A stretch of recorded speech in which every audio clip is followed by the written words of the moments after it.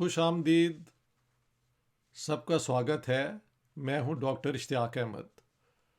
आज अभी अभी ख़बर आई है कि यूरोपियन यूनियन ने एक रेज़ोल्यूशन मूव किया है जिसके मुताबिक पाकिस्तान का जो जीएसपी प्लस स्टेटस है उसको ख़त्म किया जाए। इस पे बात यूरोपियन यूनियन के ममालिक ने की है।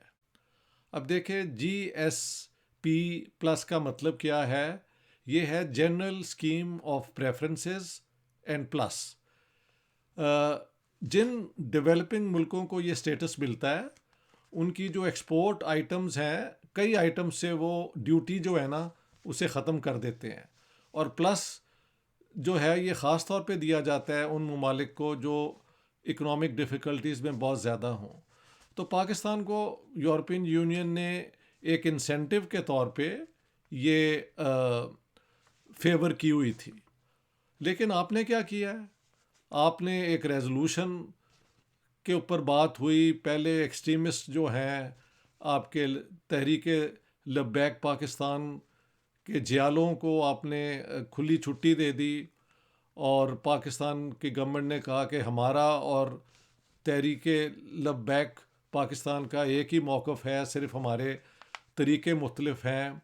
और ये रेजोल्यूशन जो है जब पार्लियामेंट में मूव होगा और फिर अगर पार्लियामेंट एग्री करे तो हम फ्रेंच एम्बेसडर को यहाँ से एक्सपेल कर देंगे। हमें सबको पता था कि ये नहीं हो सकेगा, नामुमकिन नहीं था लेकिन बहुत मुश्किल था, क्योंकि उसका जो फिर जो उसका नुकसान होना था पाकिस्तान को, वो गवर्नमेंट ऑफ पाकिस्तान को बिल्कुल अच्छी तरह पता है, हमारे फॉरेन ऑफिस को भी पता है, हमारे फॉरेन मिनिस्टर को भी पता है और हमारे प्राइम मिनिस्टर को भी पता होना चाहिए। तो वही हुआ कि बजाय कि वो पाकिस्तान की इस्लामोफोबिया और ब्लास्फेमी वैसे थ्रेट्स को की वजह से वो फ्रांस का साथ छोड़ दें, वो सारे फ्रांस के साथ आए हैं। देखें, दुनिया के अंदर पिछली सदियों में जो स्ट्रगल हुआ है उसमें आज़ादी फ़िक्र, आज़ादी सोच, आज़ादी मज़हब भी इंक्लूडेड है। जो मुसलमान यूरोप में रहते हैं उनको बहुत रिलीजियस आज़ादी हैं, मसाजिद बनी हैं, सारी ये इस किस्म की फैसिलिटीज़ हैं। लेकिन मज़हब से भी आज़ादी लोग लेना चाहते हैं और कुछ लोग मज़हब के कुछ पहलुओं पे एक तनकीदी नज़र रखते हैं, कुछ लोग ऐसी मौक़िफ़ लेते हैं जो शायद हमें काबिल कबूल ना हो। लेकिन आप ये देखें कि हमारे कितने कानून हैं जो दुनिया को पसंद नहीं है। ब्लास्फेमी लॉ और ये हदूद लॉ, इन सब को लोग मेडिवल माइंडसेट समझते हैं, लेकिन वो पाकिस्तान के कानून हैं और दुनिया को उसके मुताबिक एडजस्ट करना पड़ता है। तो आप फ्रांस को ये थ्रेटन क्यों कर रहे थे?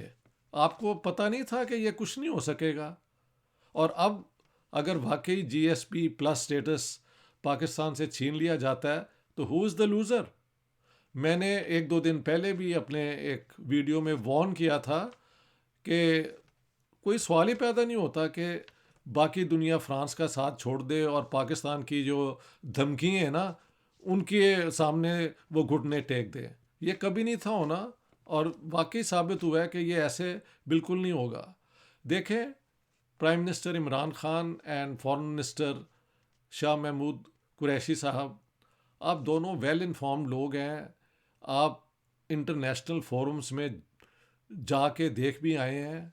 आपको नहीं समझ आती कि जहाँ जमहूरी कल्चर होता है और जमहूरी आज़ादियाँ होती हैं, वहाँ पे कई और आज़ादियाँ ऐसी होती हैं जो शायद अभी हमारे तक उनकी एक वक़्त नहीं है। वो ठीक है, हर सोसाइटी अपने लेवल पे डेवलप कर रही होती है।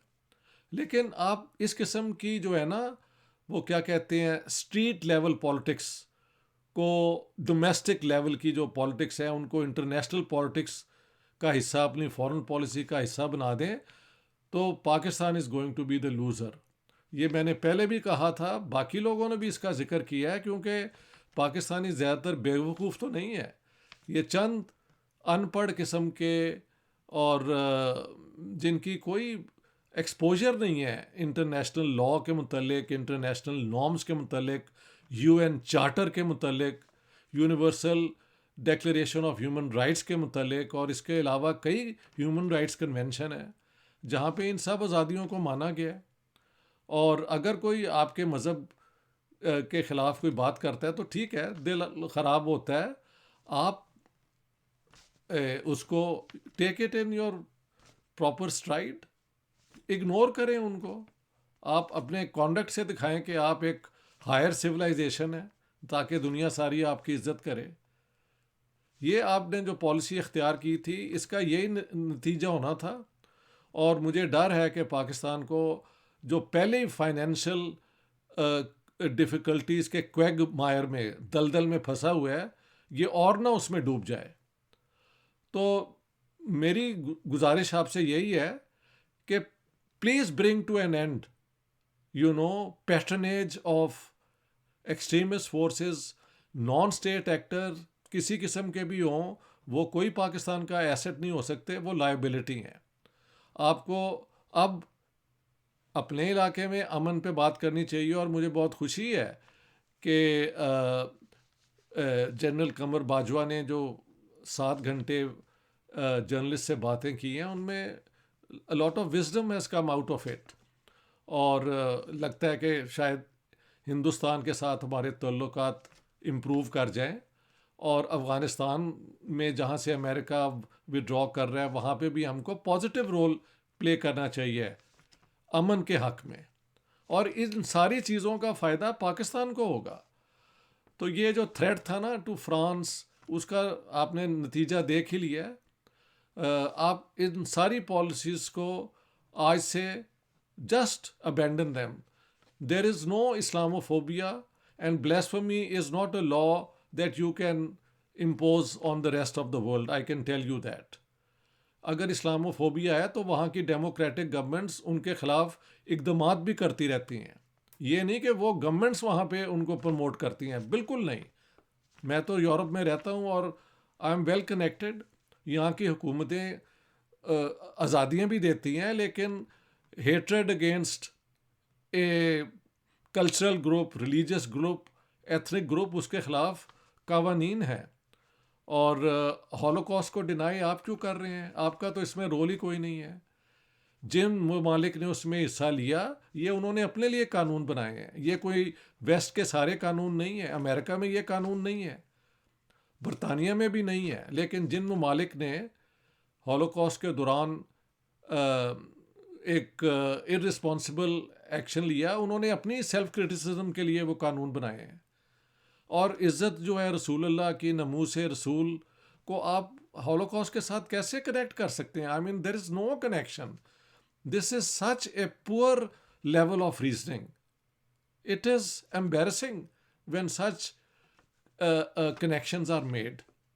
So please have a realistic approach to what you can achieve, Prime Minister Imran Khan. I wish you and your government and the people of Pakistan all the very best.